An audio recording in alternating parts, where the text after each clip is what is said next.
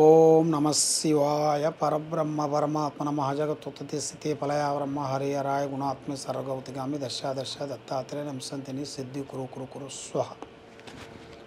ప్రజలందరికీ నమస్కారము. ఈరోజు మనం ఈ క్రోధినామ సంవత్సరం సెప్టెంబర్ నెల కర్కాటక రాశి ఫలితాలు తెలుసుకోబోతున్నాం. అదృష్టము, జీవితము, లలాటకము, యోగం. ఈ రాశి వాళ్ళకి అదృష్టము, జీవితము, యోగము, నక్షత్రము, స్థానబలం. అదృష్ట బలం చూస్తే చాలా బాగుంది, 14% కనబడుతుంది. అదృష్ట బలము, ఆదాయ బలం. ఖర్చు బలం చూస్తే 2, అనగా ఆదాయములో చాలా బాగుంది, ఖర్చులో 2, రాజపూజిత 6, అవమానాలు 6. కాబట్టి ఈ రాశి వాళ్ళకి అదృష్టము, జీవితము, యోగం. లక్ష్మి అనేది చేతిలో వస్తుంటుంది, పోతూ ఉంటుంది.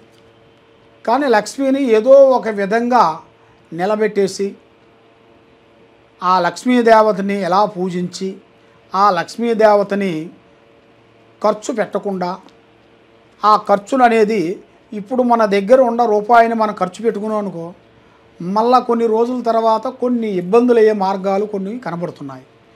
కాబట్టి 100 రూపాయిని మీరు ఖర్చు పెట్టొద్దండి. దాంట్లో కొన్ని జాగ్రత్తలు తీసుకోండి. మనం ఏ పని చేస్తున్నా, ఏది చేస్తున్నా కూడా లక్ష్మి అనేది చాలా మనకి మెయిన్గా. మనం ఏ కార్యక్రమం చేయాలన్నా కూడా మెయిన్ డబ్బే. డబ్బు లేనిది దుబ్బు కూడా పనిచేయదు. ఆ డబ్బు ఉంటేనే ప్రజలు కానీ, బంధువులు కానీ, మిత్రులు కానీ, సొంత భార్య అయినా కానీ, పిల్లలైనా కానీ, పిల్లలు ఏమంటారు, మా నాన్నగారు నువ్వేం సంపాదించావు అని అడుగుతారు. కాబట్టి ఇంత కష్టపడి పిల్లల్ని పెంచి వాళ్ళని చదివించి వాళ్ళకు ఉద్యోగాలు తెచ్చి వాళ్ళని ఎంత కష్టపడి చేశాడో తండ్రి, ఆ తండ్రి విలువ తెలుసుకోవాలి. కాబట్టి డబ్బు కాదు, డబ్బు మనకి ఏ విధంగా అయినా మనం సంపాదిస్తాం. కాబట్టి పెద్దవాళ్ళు మనల్ని ఎలా సాధారు, ఎలా కష్టపడ్డారు, మన గురించి వాళ్ళు మన గురించి ఏవి తినక ఎంత పోరాటం చేశారనేది పిల్లలు తెలుసుకోవాల్సిన విధానం కనబడుతుంది. అది మీరు తెలుసుకోవాలి. తెలుసుకోకుండా ముఖ్యంగా డబ్బే అనుకుంటే ఈ ప్రపంచంలో ఏది కాదు. కాబట్టి ప్రపంచానికి డబ్బు కావాలి, డబ్బుతో ప్రేమ కావాలి. డబ్బు కావాలి, దానికి తగ్గ ప్రేమ కావాలి. ఆ 2 కావాలి. ఆ 2 లేనిది ఏది కాదు. మనసుకి 2 కళ్ళు ఎలాగో అవి కూడా అలాంటివే.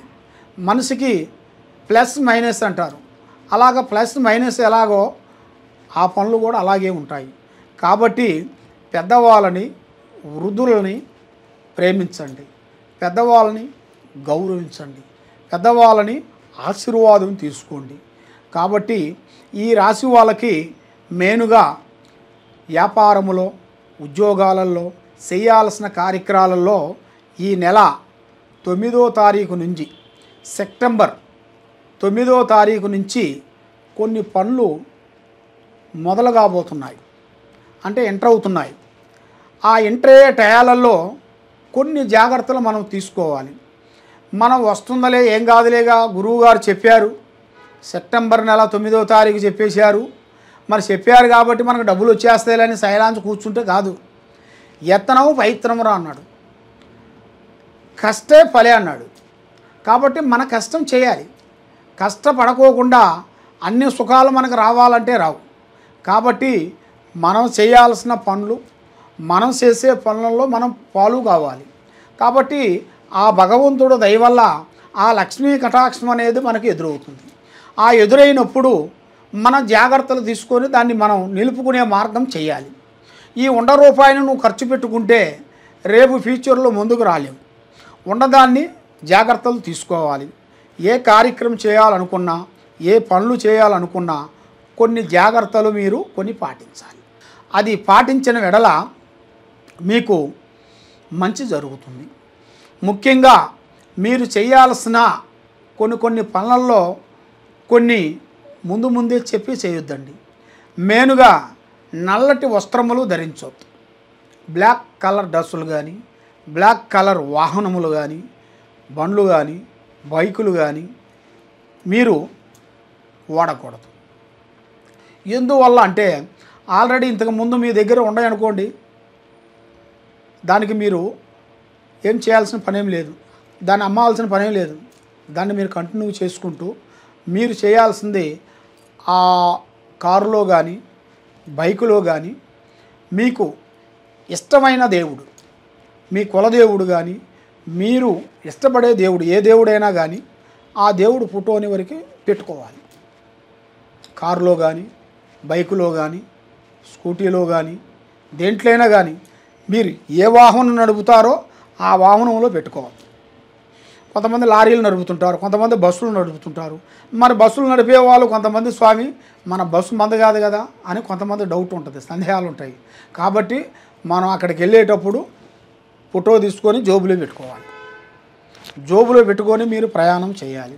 అప్పుడు మీకు వచ్చే ప్రాబ్లం, పెద్ద పెద్ద ప్రాబ్లాలు, సికాకులు, ఇబ్బందులు కొన్ని వైదొలుగుతాయి, సమస్యలు అనేది కొంచెం దూరం అవుతాయి.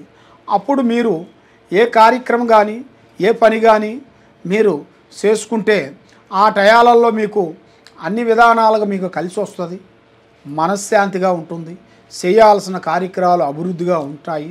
కాబట్టి మీరు ఏ కార్యక్రమానికి వెళ్దామనుకున్నా ఎక్కడ పోదామనుకున్నా కూడా ఇప్పుడు మెయిన్గా మీ మీద ఉండాల్సినవి 2 గ్రహాలు కనబడుతున్నాయి. ఆ 2 గ్రహాలకి మీరు శాంతం చేయించుకోవాలి. ఆ 2 గ్రహాలని మీరు శాంతం చేయించుకున్న తర్వాతే ఏ కార్యక్రమం చేసినా కూడా మీకు అన్ని విధానాలుగా సెట్ అవుతుంది, మనశ్శాంతి కలుగుతుంది, మీకు విజయవంతం అవుతుంది. కాబట్టి మీరు ఎక్కువగా పూజించాల్సింది శ్రీ కృష్ణ భగవాను పూజ చేయాలి. కృష్ణ భగవాను పూజ చేసి మీరు చేయాల్సింది మెయిన్గా ఆ కృష్ణుడు ప్రార్థనలు కొన్ని ఉంటాయి, భజనలు. ఆ భజనలు కానీ లేకపోతే కృష్ణుడు ఆయన కొన్ని అష్టాలు ఉంటాయి, కొన్ని అవి మీరు చదువుకోవాలి. అది మీరు చదువుకొని కనీసంగా మీ ఇంట్లో స్నానం చేసిన తర్వాత ఒక 5 నిమిషాలన్నా మీరు ఆ గుడిలో మీరు కూర్చొని మీరు మీ దేవస్థానంలో కూర్చొని మీరు పూజా మందిరం ఉంటుంది కదా, ఆ పూజా మందిరంలో కూర్చొని ఒక 5 నిమిషాలు ఆయన్ని మీరు ప్రార్థన చేసుకోవాలి. అది అయిపోయిన తర్వాత మీరు స్నానం చేసిన తర్వాత ఫస్ట్ మీరు సూర్యుడికి నమస్కారం చేసుకోవాలి. సూర్యుడికి నమస్కారం చేసుకొని ఆ సూర్య భగవానికి మనస్ఫూర్తిగా చేతిలో ఒక చెంబు తీసుకొని ఆ చెంబు నిండా నీళ్ళు పోసుకోవాలి. నీళ్ళు పోసుకొని సూర్య భగవాన్ని చూసి మనసులో కానీ బయట కానీ మనస్ఫూర్తిగా అనుకోవాలి. ఓం సూర్యదేవాయ నమః, ఓం సూర్యదేవాయ నమః అని 9 సార్లు మీరు చదువుకొని ఆ నీళ్ళని మనకు దగ్గరలో ఉండాల్సిన చెట్లు కానీ పూల మొక్కలు కానీ ఏ చెట్టు అయినా ఒకటే మీరు పోయి ఆ నీళ్ళు అక్కడ పోసి నమస్కరించుకొని మీరు ఈ విధంగా మీరు చేసుకుంటే తప్పకుండా మీకు మంచి శుభ ఫలితాలు కనబడుతున్నాయి. కాబట్టి మీకు ఎలాంటి సందేహాలు కానీ ఎలాంటి డౌట్ కానీ మీకు ఉన్నట్టుగైతే ఈ కింద ఉండాల్సిన నెంబర్కి తప్పకుండా మీరు మమ్మల్ని సంప్రదించండి. మీకు ఎలాంటి సందేహాలు ఉన్నా కూడా మేము చెప్పగలుగుతాము. మీకు ఎలాంటి ప్రాబ్లమ్స్కి దానికి ఏం చేయాలనేది మేము చెప్పగలుగుతాము. సర్వో జనా సుఖినో భవంతు. ఓం నమః శివాయ.